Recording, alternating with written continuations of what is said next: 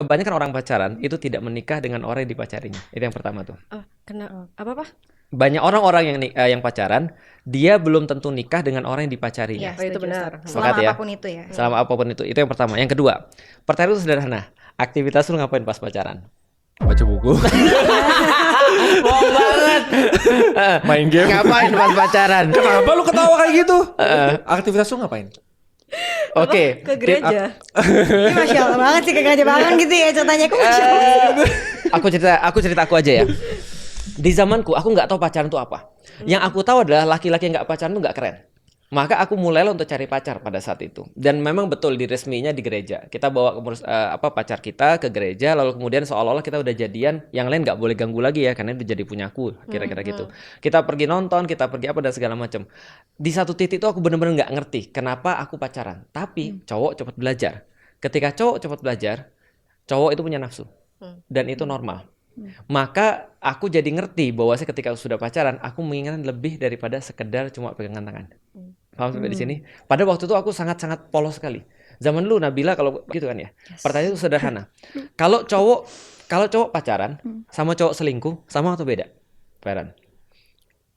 Maksudnya sama atau enggak orang Nah, cowok selingkuh sama cowok pacaran sama nggak? cowok selingkuh sama orang Beda sih. Bedanya apa? Beda. Bedanya apa? Bedanya yang satu pacaran, yang satu selingkuh. Nah, gue kasih tau lihat Iya, ya. gitu. Coba kita lihat ya. Cowok selingkuh sama cowok pacaran itu sama. Satu, sama-sama nggak punya komitmen. Ya kan ya? Oke. Jadi orang pacaran kan dia kan nggak punya komitmen tuh. Orang-orang selingkuh juga nggak punya komitmen.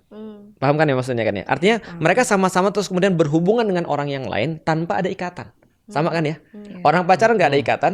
Ditanya kapan nikah? Maybe yes, maybe no.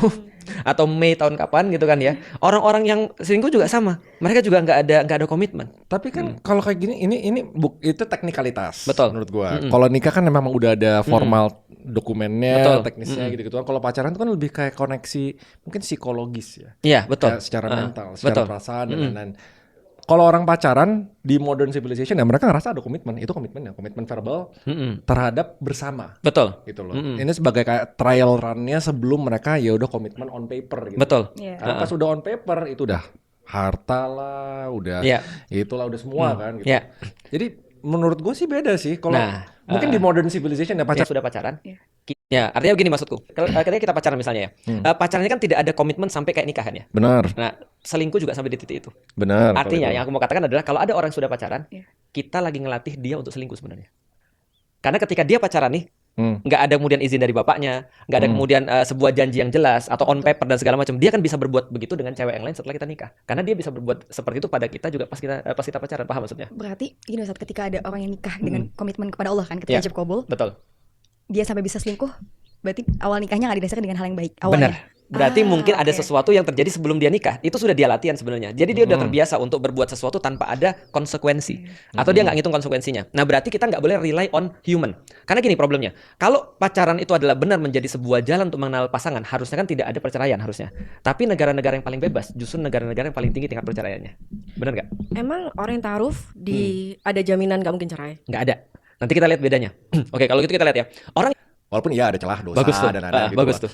Anggap berarti bukan pacaran yang salah, tapi orang yang menjalankan pacaran yang salah dong. Nah, lebih kepada gini. Bukan pacaran berarti yang kita jadiin berarti berkenalan yang tidak salah. Berkenalan. Sepakat ya? Berarti kan Berkenalan. ini kan Iya, gini. berkenalan. Pacaran ini kalau dalam terms Indonesia adalah berkenalan supaya kita nggak salah pilih pasangan kan ya. Berarti berkenalan yang penting kan, bukan pacarannya kan ya. Nah, karena pacaran ada banyak aktivitas-aktivitas yang pasti nanti akan ke sana. Contoh begini ya. Kalau kita bicara tentang laki-laki yang normal, pasti laki-laki pengen lebih dong.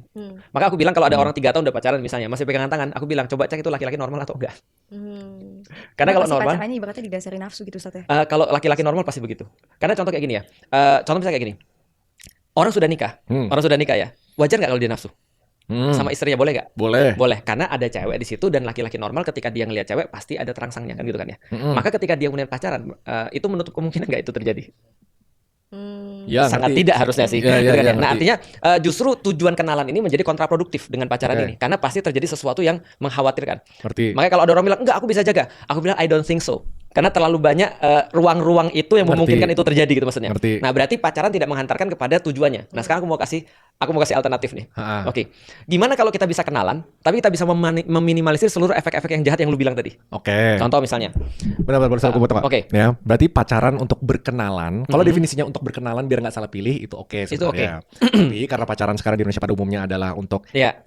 Iya, misalnya. hampir semua. Kenapa ketawa sih? Itu normal sih. Iya, oke, aku gitu kan. Itu yang salah karena Iya. jadi suatu proses membuat banyak celah untuk berdosa yang ujung-ujungnya tidak menyampaikan ke tujuan. Betul. Itu kan. Maka kita perlu konsep lain daripada pacaran dalam tanda Berarti kutip. harusnya bukan pacaran, tapi yang haram itu bukan pacaran harusnya kalau secara teknis Bener. ya. Yang haram itu Aktivitasnya. celah untuk membuat aktivitas berdosa. Betul. Tapi kalau berkenalan untuk memastikan bahwa dia bakal jadi pasangan yang tepat itu nggak salah, itu Itulah itu haram. namanya ta'aruf.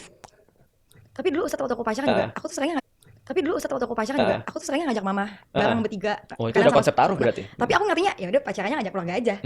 Berarti itu bukan Tapi pacaran. kenapa aku jadi kan pacaran sebenarnya cuma kata aja Betul. kan? Ya kan? Bisa kita bilang pacaran minus aktivitas-aktivitas yang haram itu sama dengan ta'aruf. Aku baru tahu itu pas aku udah pakai hijab sih Ustadz. Pacaran sebenarnya nggak ada masalah kan ya, asal kemudian nggak ada aktivitas-aktivitas yang haram. Makanya kalau aku lebih suka menggunakan kata pacarannya diganti dengan ta'aruf. Nah seperti itu. Nah tapi kita bahas dulu ya, berarti benar kata lu sebenarnya. Jadi kalau aktivitasnya nggak ada yang haram, sebenarnya itulah yang namanya ta'aruf. Nah kalau gitu yang haram itu apa? Jadi gini, nah ini perlu aku jelasin dulu dasar daripada Islam. Islam sangat menghormati perempuan. Sangat menghormati perempuan dan semua hak-hak perempuan. Maka perempuan itu bisa menentukan nasibnya sendiri, tidak pakai dipaksa-paksa, demikian juga dengan laki-laki. Maka orang-orang yang bahas selama ini tentang ta'aruf itu adalah mungkin kurang tepat karena mereka mikir perempuan kayak nggak punya hak, kayak apa ya, Nggak punya dijodohin pilihan. paksa gitu maksudnya. Nggak dijodohin Nah aja. padahal perempuan punya hak banget. Dan salah satu hak perempuan adalah dia tidak dirusak sebelum waktunya. Artinya dia masih punya, jadi gini, kalau kembang itu sudah dipetik, dia pasti nanti akan mati. Kembang itu kan pasti akan menarikan ya. Nah maka dia harus diposisikan tetap jadi kembang. Nah gimana caranya? Berarti ta'aruf itu melindungi itu sebenarnya. Melindungi kehormatannya perempuan. Sehingga ketika nanti perempuan itu nanti ketika dia pun nggak jadi ta'aruf, ketika ketemu dengan orang yang misalnya dia pernah ta'aruf, dia biasa-biasa aja. Tapi kalau orang sudah pacaran nih ya, misalnya contoh ya, ada orang sudah pacaran terus kemudian dia sudah pernah ngapain lah 3 tahun pacaran lah. Dia nikahnya sama orang lain nih. Dia sama suaminya pas lagi makan, ada mantannya ini. Kira-kira gimana nih? Kan nggak enak kan? Bisa jadi mantannya bilang, ah itu mah bekas aku. Paham gak sih?